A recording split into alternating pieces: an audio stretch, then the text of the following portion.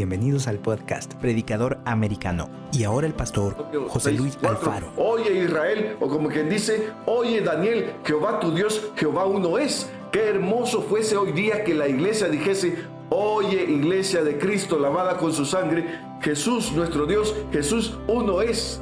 Y nos apegáramos, que nos sujetáramos y estuviésemos bien ceñidos a la palabra, sin importar las críticas, los señalamientos, los vituperios, las murmuraciones y toda suerte de idea o voz que quiera escandalizar a muchos, pero a nosotros que nos mantenga.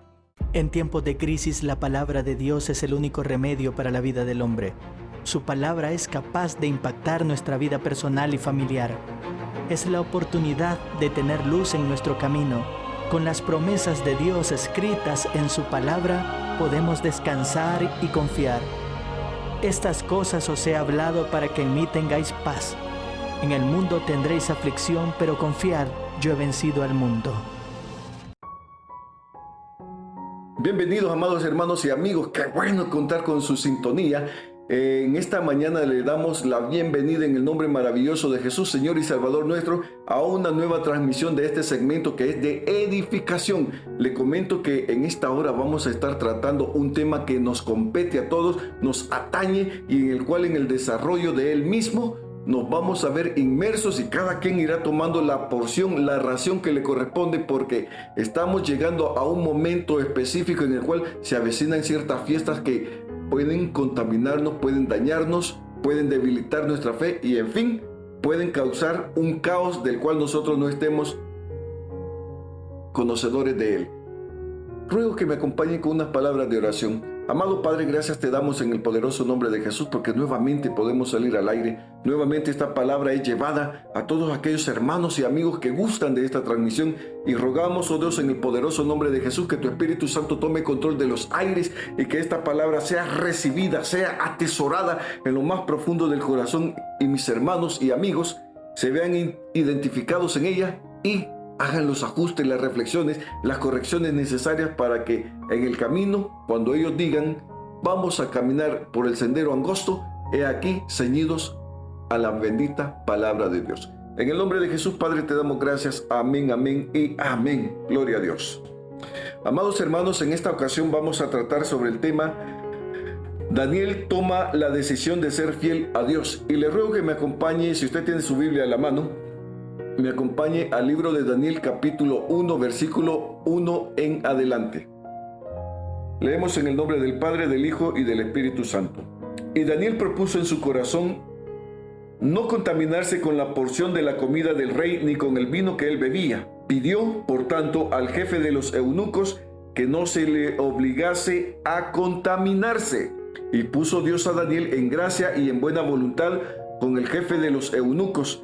Y dijo el jefe de los eunucos a Daniel: temo a mi señor el rey, que señaló vuestra comida y vuestra bebida, pues luego que él vea vuestros rostros más pálidos que los de los muchachos que son semejantes a vosotros, condenaréis para con el rey mi cabeza.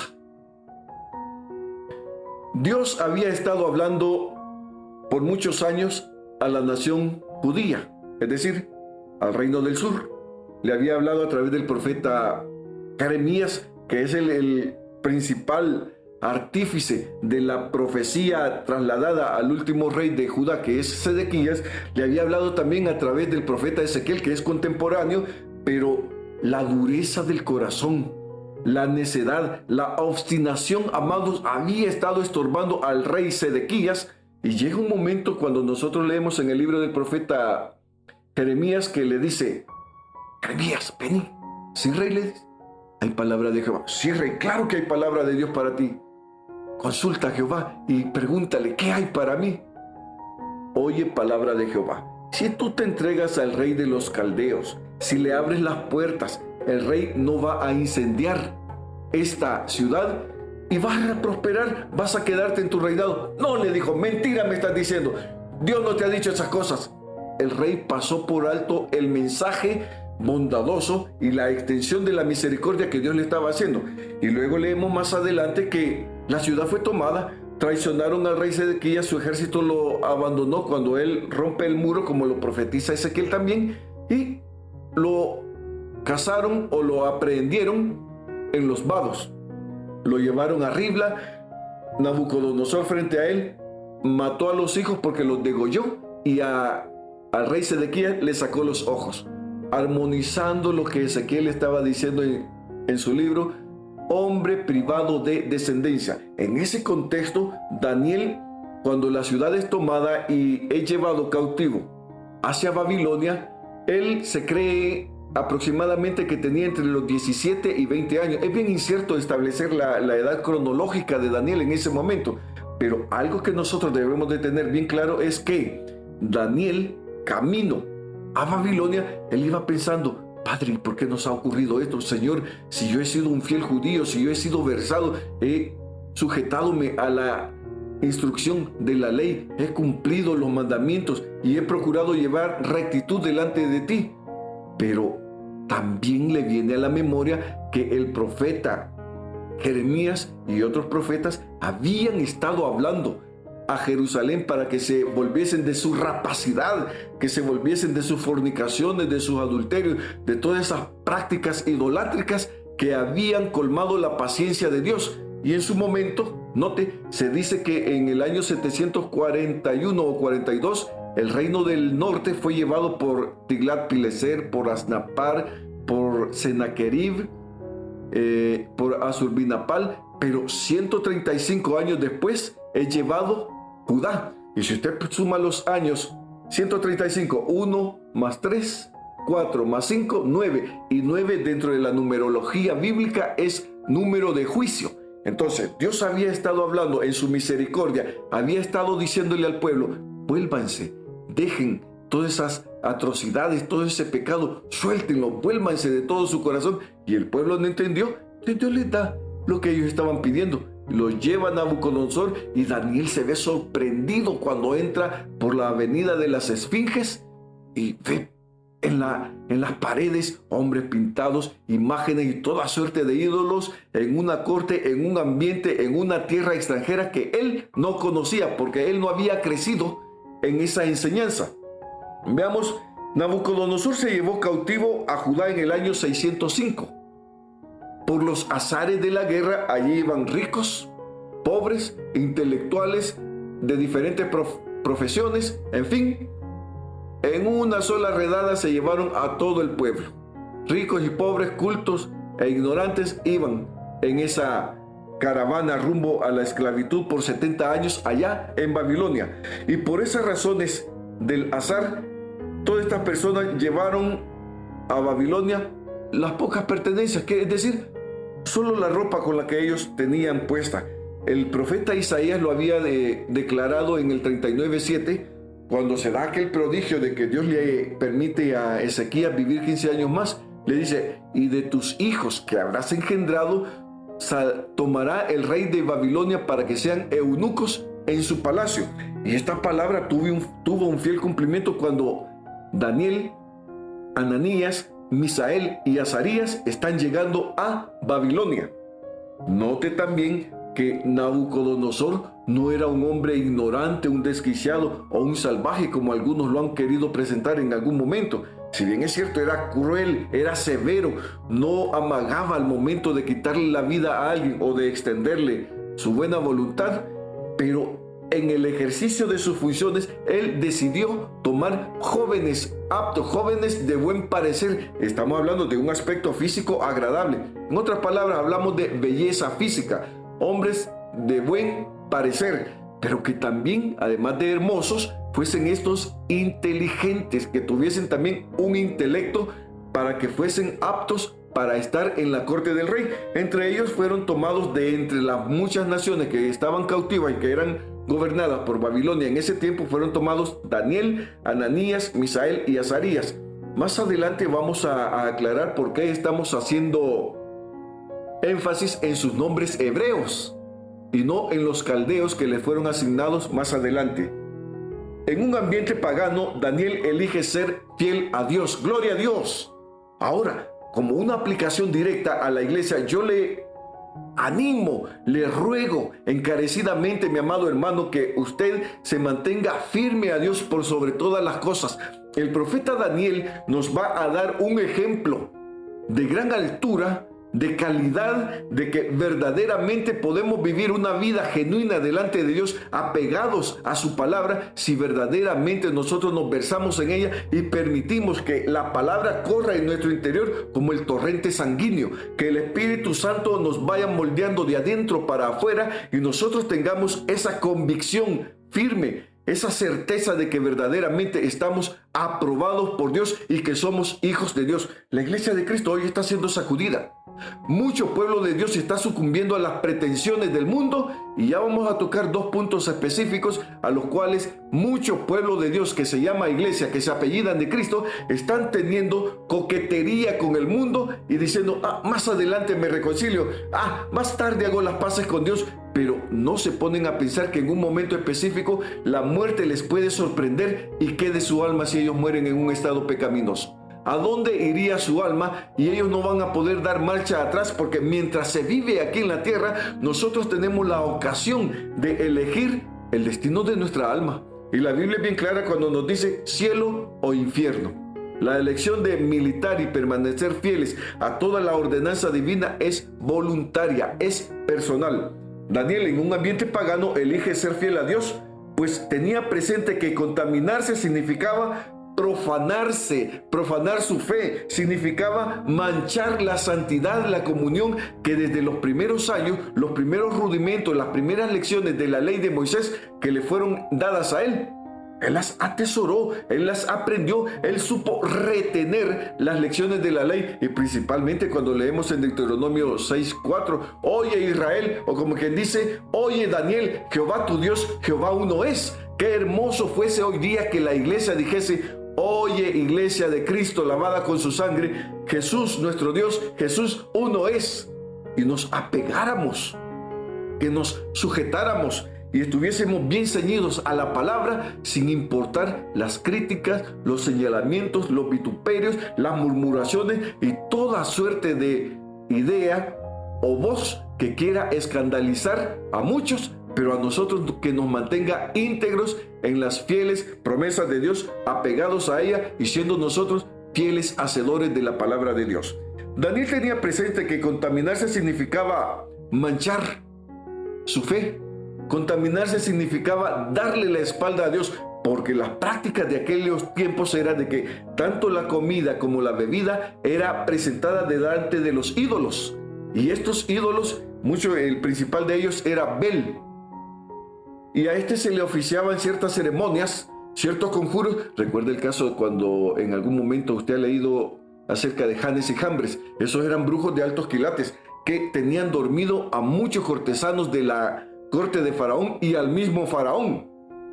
Ellos habían dormido con sus artes mágicas porque eran brujos de altos quilates, conocedores de las profundidades de Satanás, y en la corte de Nabucodonosor había también brujos. Solo que aquí están etiquetados como sabios, adivinos, intelectuales.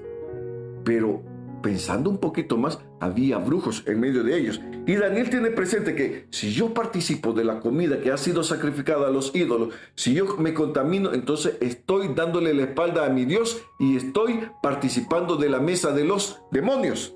En tierra ajena, Daniel pudo explicar el fundamento espiritual de su petición. Note que en el versículo 8 dice, y Daniel propuso en su corazón no contaminarse con la porción de la comida del rey, ni con el vino que él bebía. Y dice aquí, pidió por tanto. Entonces, cuando él está pidiendo por tanto, está diciendo, mi querido Aspenas, yo quiero hacerte una petición. Y vea cómo el Espíritu de Dios está obrando en Daniel y le está poniendo las palabras específicas, palabras de gracia, para que Daniel pueda hablar y dirigirse a Aspenas, que era el jefe de los eunucos, el que los iba a instruir y a ocupar el otro grupo académico de instructores para que rindieran las letras y la lengua caldea a estos jóvenes. Pero Daniel, guiado por el Espíritu de Dios, sabe explicar el fundamento espiritual de su petición. ¿Cómo? Aplicando razones bíblicas. Quiere decir que Daniel tenía bien claro aquel pasaje, por ejemplo, que nosotros encontramos en Deuteronomio capítulo 27, versículo 26. Dice: maldito el que no confirmare las palabras de esta ley para hacerlas. Y como Daniel había sido instruido en la ley de Moisés, él estaba apegándose a los principios estrictos, leales de la ley, porque había entendido que cumpliendo la ley, practicándola, poniéndola por obra, Daniel iba a ser preservado. Y cuando ve tantas imágenes en el ambiente pagano de Babilonia, él trae a mente aquel versículo de Deuteronomio 27, 15. Maldito el hombre que hiciera escultura o imagen de fundición, abominación a Jehová, obra de mano de artífice, y la pusiera en oculto, y todo el pueblo responderá y dirá amén. Quiere decir que el Espíritu de Dios viene sobre este joven, indicándole: mi hijo Daniel, sí Señor, ¿te acordás de Deuteronomio 27, 15? Sí, Padre, ahorita, sí. Y se lo recitó. ¿Te acordás del versículo 26 también? Oh, sí, Señor, me acuerdo. Esos son elementos de juicio a través de los cuales yo te estoy previniendo para que no vayas a incurrir en transgresión violando mi palabra, porque en este ambiente pecaminoso te podés corromper, pero si te mantenés apegado a la doctrina, a mi palabra, a la obra que yo estoy haciendo en ti, vas a prosperar, vas a ser longevo y verás mi mano poderosa obrando. Entonces podemos entender que como Salomón ya había muerto, el libro de los Proverbios ya estaba escrito, le vino a la mente también a Daniel, Proverbios 22:6, instruye al niño en su camino, y aun cuando fuere viejo, no se apartará de él. ¡Gloria a Dios! Amados, Daniel junto a Ananías, Misael y Azarías estaba echando mano de toda esa instrucción bíblica, de toda esa instrucción en la cual ellos habían sido nutridos, instruidos, y en el camino para este tiempo Dios los tenía a ellos ya preparados. Qué hermoso que la iglesia de Cristo se diera a la tarea de escudriñar la Escritura, de memorizarla, de leerla todos los días, fuese una iglesia sólida, y en el momento de verse provocada, en el momento que entra a un ambiente de contaminación, la iglesia diría: yo soy de Cristo y la gracia de Cristo está sobre mí, y el fuego del Espíritu Santo me inunda y va a chamuscar, va a calcinar, va a quemar todo intento de contaminación que los perversos quieran lanzar contra mí. Gloria a Dios, y la iglesia comienza a entrar en ese despertar, creyendo que la mano poderosa de Dios va a obrar sobre ellos, porque así como operó en Daniel, Ananías, Misael y Azarías, también lo puede hacer en la iglesia de esta dispensación de la gracia. Cuando Daniel está exponiendo sus razones bíblicas, nos da un ejemplo de cómo conquistar una prueba difícil de superar. ¿Acaso hay algo imposible para Dios? En ninguna manera.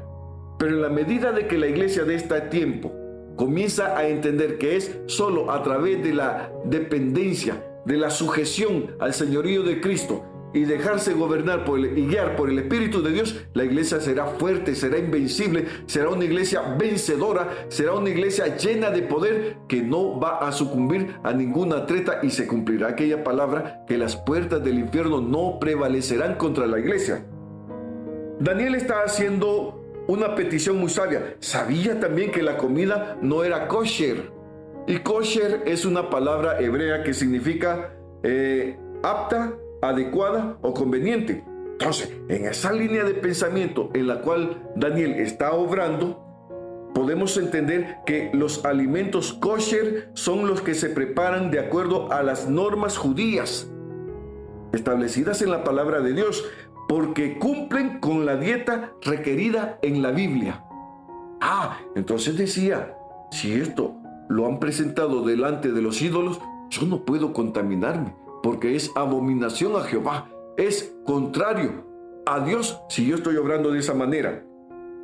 Daniel hace una petición sabia. Entendemos que fue el Espíritu Santo quien puso las palabras en su boca. Pidió, por tanto, al jefe de los eunucos que no se le obligase a contaminarse, y la única forma de seguir a Dios es serle fiel en pequeñas cosas. Alguien dirá: Daniel, ¿por qué mezclas la religión con esto? No es que esté mezclando la religión, oh amados oyentes.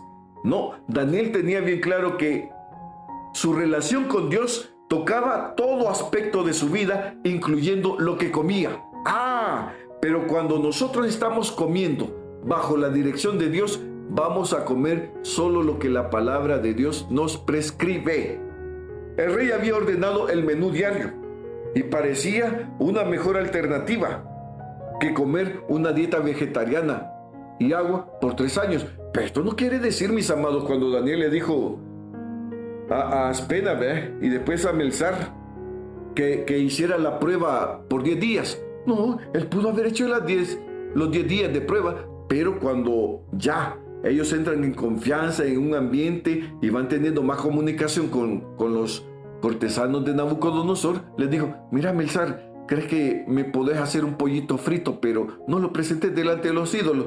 Y como Melzar vio que la palabra de Daniel, la palabra que salía de la boca de Daniel, era sazonada con gracia, era llena de sabiduría, temor de Dios cayó sobre Aspenas y Melzar. Y le dijeron al cocinero: mira, prepararle a aquellos 4 jóvenes el menú que ellos te digan, pero no lo presentes allá en aquel lugar. Gloria a Dios. Entonces Daniel comenzó a hallar gracia. Ahora veamos así rapidito, mis amados, el significado de los nombres. Daniel significa Dios es mi juez. A ellos Melzar le puso por nombre, a Daniel le puso Belsasar, gloria a Dios, que significa Belti protege al rey. A Ananías, cuyo nombre significa Jehová manifiesta su gracia, le puso por nombre Sadrach, al dios Marduk. A Misael, que significa ¿quién es como mi Dios?, le pusieron el equivalente Mesac, ¿quién es como Acú?